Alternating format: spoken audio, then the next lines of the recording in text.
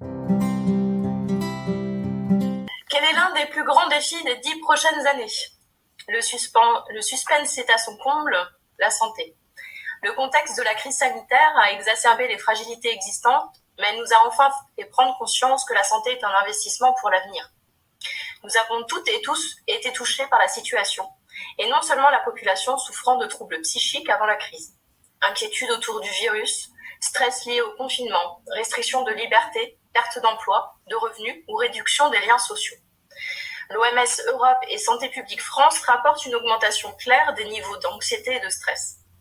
Plus d'un adulte sur 3 monte un niveau de souffrance psychique qui s'élève à 1 sur 2 chez les jeunes. En plus de ça, la crise sanitaire et les confinements associés ont favorisé les conduites addictives et les populations les plus vulnérables sont particulièrement touchées.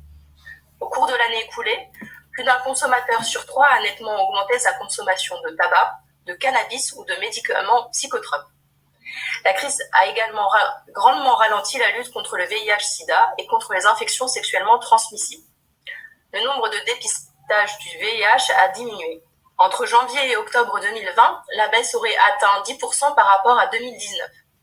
Il nous semble alors, en conséquence, urgent de rétablir au plus vite la prévention et le dépistage de ces pathologies.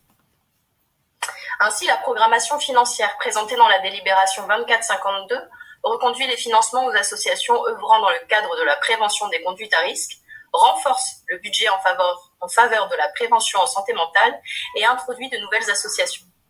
Nous portons une attention particulière au public les plus vulnérables et principalement les jeunes. C'est également pour réaffirmer notre volonté de développer une approche globale de santé et pour réduire les inégalités de santé que nous présentons la délibération 2265 concernant la création de l'Académie OMS. Dès le moment où l'on appréhende la santé de manière plus large que les maladies, il est nécessaire de ne pas considérer la médecine interventionniste et curative comme l'unique solution. C'est dans ce cadre que la prévention et la promotion de la santé jouent un rôle fondamental. L'Organisation mondiale de la santé fixe des objectifs ambitieux d'ici à 2023. C'est l'objectif 3 milliards.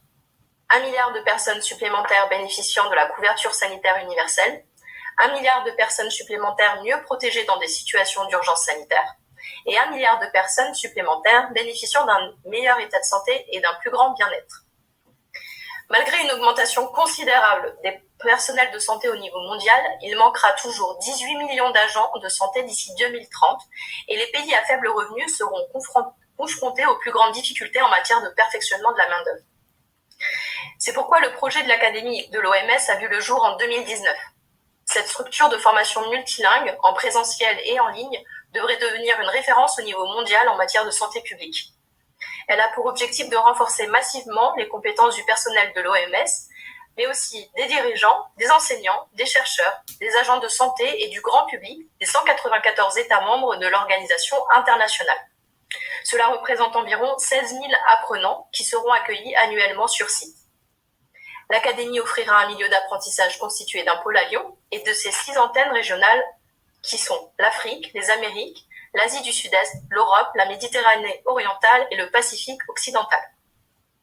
L'Académie abritera également un centre de simulation pour les situations d'urgence sanitaire. Sans attendre l'inauguration prévue pour mi-2023, une 50aine de formations en ligne devraient être disponibles dès cet été sur le catalogue en ligne. Cette structure qui sera implantée au cœur du biodistrict Lyon-Gerland avec l'Agence de recherche sur le cancer est en partie financée par les collectivités territoriales. C'est une formidable présence pour notre territoire et nous pourrons ainsi travailler en collaboration avec l'OMS. Pour exemple, les sapeurs-pompiers lyonnais doivent élaborer une formation sur la gestion de la prise en charge de victimes dans le cas de catastrophes de grande ampleur.